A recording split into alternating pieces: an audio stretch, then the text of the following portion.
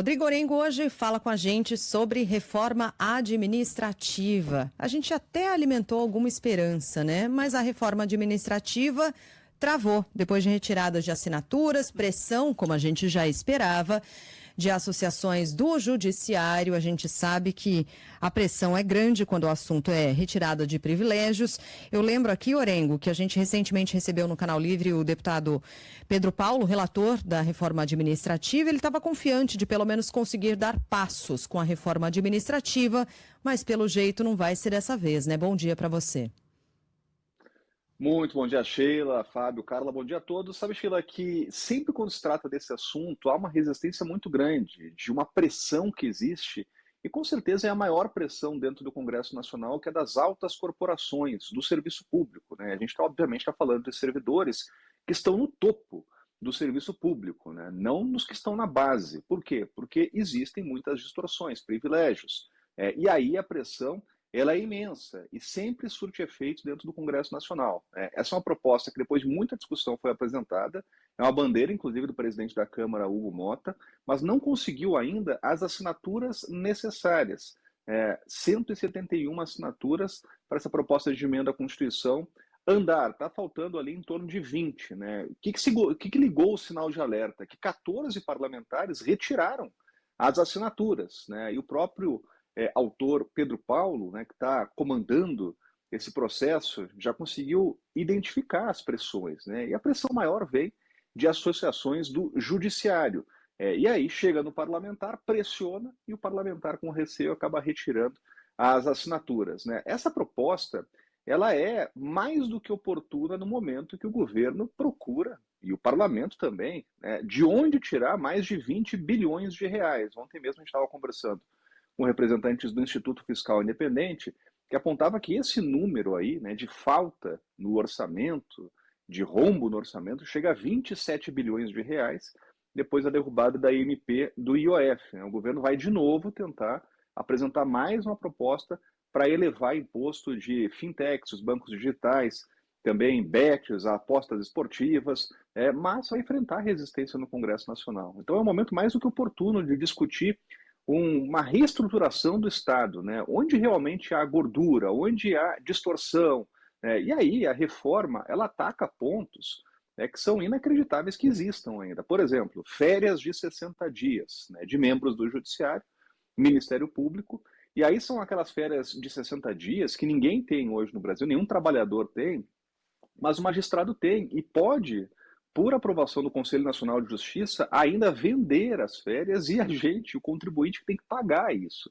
Então é inacreditável que exista isso ainda no Brasil, ainda mais uma realidade como essa que está faltando, não sobrando recurso. Né? Então, penduricalhos, que são os auxílios, né? Aqueles aumentos disfarçados, porque na prática é isso. Né? Essas categorias que estão lá no topo, como sempre existe dificuldade de aumentar salário, acabam criando uma verba de representação, né? O auxílio de moradia, e aí tem uma lista imensa de auxílios que não entram na regra do abate-teto. Então são categorias, servidores que ganham muito mais do que o salário do ministro do Supremo Tribunal Federal, que é o teto, 46 mil reais. Você chega na ponta do lápis lá, ganha 50, 60, 70, e tem aqueles casos escandalosos, né, de servidores que ganham mais de 100 mil reais por algum ganho eventual. Enfim, então é a regra do teto que não vale. E aí você vai botando na ponta do lápis, Sheila, a gente está falando de 27 bilhões de reais que está faltando para o orçamento. Né? Se realmente conseguisse atacar o supersalário, a economia prevista seria já de 10 bilhões de reais. Né?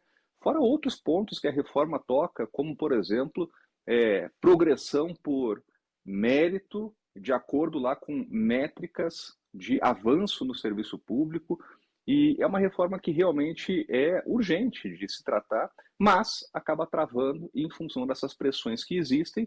Mas o deputado Pedro Paulo, claro que não desistiu, é só o início de um processo, né? Tem que conseguir mais 20 assinaturas para aí sim começar a tramitar de fato. Né? Então essa é a batalha no momento. Né? Parlamentares retiraram assinaturas, mas agora vão atrás aí de cerca de 20 assinaturas para pelo menos iniciar essa tramitação aqui no Congresso Nacional.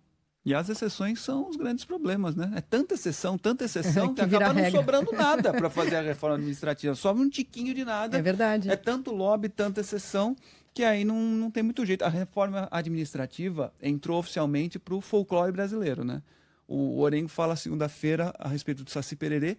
Na terça-feira ele vai falar da mula sem cabeça. Na quarta ele volta a falar da reforma administrativa que entrou pro rol do folclore brasileiro. Pronto. Não sai nunca, né? Exatamente. Não existe, de verdade. Há quanto tempo? E é até interessante, Fábio, lembrar isso. É porque, assim, a gente que acompanha aqui o início do ano legislativo, sempre quando tem eleição, tem lá o início do ano legislativo, tem as promessas, tem as metas. Uhum. E a reforma administrativa sempre está entre as metas daquele legislativo, né, que vai começar renovado, com esperança.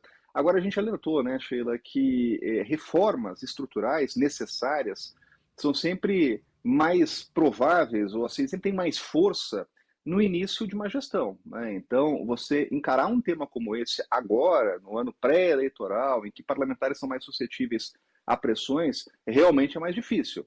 Mas a pauta está colocada, esse é um ponto importante, né? Agendaram um assunto, então vão ter que dar uma resposta. O caminho agora é conseguir essas cerca de 20 assinaturas que restam para pelo menos essa matéria andar aqui na Câmara. E um trabalho do presidente da Câmara, um trabalho direto do presidente da Câmara, Hugo Motta, porque ele já disse, já sugeriu, já deixou aí claro que a proposta de reforma administrativa seria a grande marca da sua gestão na casa.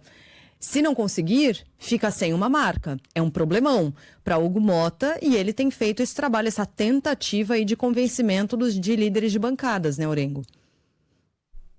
É verdade, sabe que é importante lembrar isso, Sheila, porque a gente está falando aqui de legislativo e judiciário, né, que obviamente são muito responsáveis para o avanço de uma matéria como essa, mas não dá para esquecer que um dos principais responsáveis em qualquer avanço de matéria no Congresso Nacional, que é o Executivo.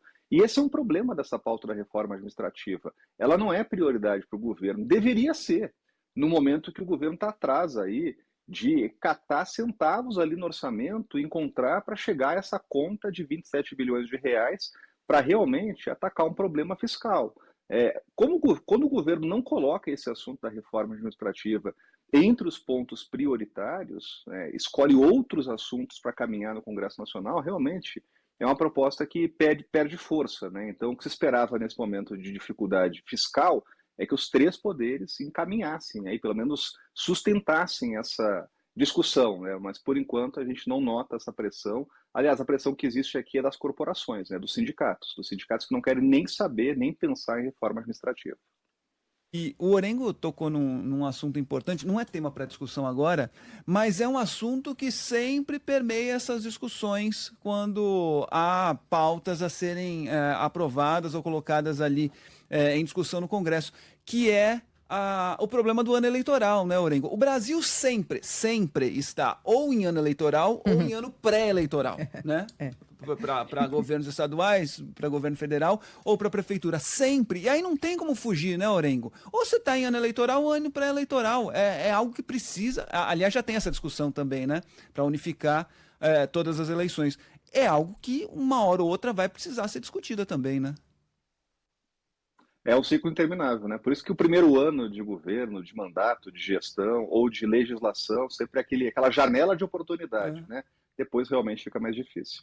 Muito bem. Rodrigo Orengo com a gente, volta na segunda-feira neste mesmo horário ou a qualquer momento, tendo informação importante de Brasília. Um abraço para você, bom fim de semana, Orengo. Um abraço, bom fim de semana, até mais.